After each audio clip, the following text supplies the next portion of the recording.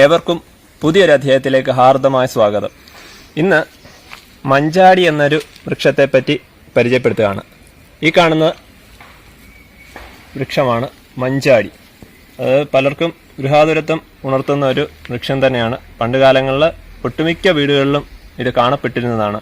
ഇത് കുട്ടികളൊക്കെ ധാരാളം ഇത് വെച്ച് കളിക്കാനും ഒക്കെ ഉപയോഗിക്കും. മഞ്ചാടിക്കുരു വെച്ചിട്ട് അതേപോലെ അമ്പലങ്ങളിലൊക്കെ, അതായത് പ്രത്യേകിച്ച് ദേവീക്ഷേത്രങ്ങളിലൊക്കെ വഴിപാട് അതുപോലെ നേർച്ച കൊടുക്കാനായിട്ടൊക്കെ ഈ മഞ്ചാടിക്കുരു ഉപയോഗിച്ചിരുന്നു. പിന്നെ ഇതിൻ്റെ പ്രത്യേകത എന്ന് പറഞ്ഞു കഴിഞ്ഞാൽ ഇത് പയർവർഗ്ഗ വിഭാഗത്തിൽപ്പെടുന്ന, അതായത് ഫാബേസിയെ എന്ന് പറയുന്ന അതിൻ്റെ ഒരു സബ് ഫാമിലി ഉണ്ട്, ലെഗുമിനേസിയെ. അപ്പോൾ അതിനകത്ത് പെടുന്ന ഒരു വൃക്ഷം തന്നെയാണ്.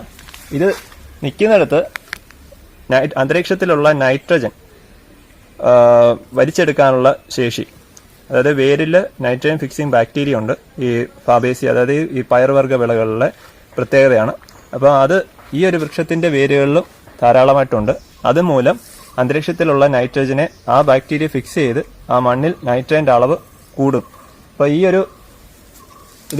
ഇതിപ്പോൾ ചെറിയൊരു ശിഖരത്തിൻ്റെ ഒരു അറ്റം മാത്രമേ മുകളിലോട്ട് പോയിട്ടുണ്ട്. വലിയ മരം തന്നെയാണ്, വലിയ മരമായിട്ട് മാറും.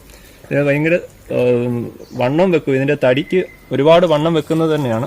പിന്നെ ഇപ്പോൾ പണ്ട് കാലങ്ങളിലെ കൂട്ടല്ല, ഇപ്പം ഇത് ഇങ്ങനെ മൺമറഞ്ഞ് പൊയ്ക്കൊണ്ടിരിക്കുന്ന ഒരു വൃക്ഷം കൂടിയാണ് ഇത്.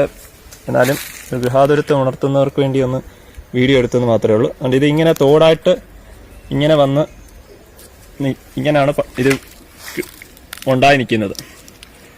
ഇത് പിന്നെ ഓട്ടോമാറ്റിക്, അതായത് ഇങ്ങനെ അങ്ങ് പൊട്ടി ഇതെല്ലാം തറയിൽ പോവുകയാണ് ചെയ്യുന്നത്. അല്ലാതെ നമ്മൾ നേരത്തെ പറിച്ച് വെച്ചാലൊന്നും ഇത് കിട്ടത്തില്ല. ഒരു ഇളം പരുവത്തിന് അല്ലെങ്കിൽ മൂപ്പ് എത്തുമ്പോൾ തന്നെ നമുക്ക് പറിച്ചെങ്കിൽ മാത്രമേ ഇതുപോലെ കിട്ടത്തുള്ളൂ. അല്ലെങ്കിൽ ഇതെല്ലാം തറയിൽ വീണ് കിടക്കും. ഇതിങ്ങനെ പിരിയായിട്ട് വരും, കൂട്ടമായിട്ടാണ് വരുന്നത്. ഒരു സെറ്റിൽ തന്നെ ഒരുപാട് ഉണ്ടാവും. അങ്ങനെ പിരിയായിട്ട് വന്ന് പൊട്ടി ഈ മഞ്ചാടിക്കുരു എല്ലാം തറയിൽ പോവും. ഇതിൻ്റെ ശാസ്ത്രീയ നാമം അഡിനാൻറ്റെറ പവോനിന എന്നാണ്.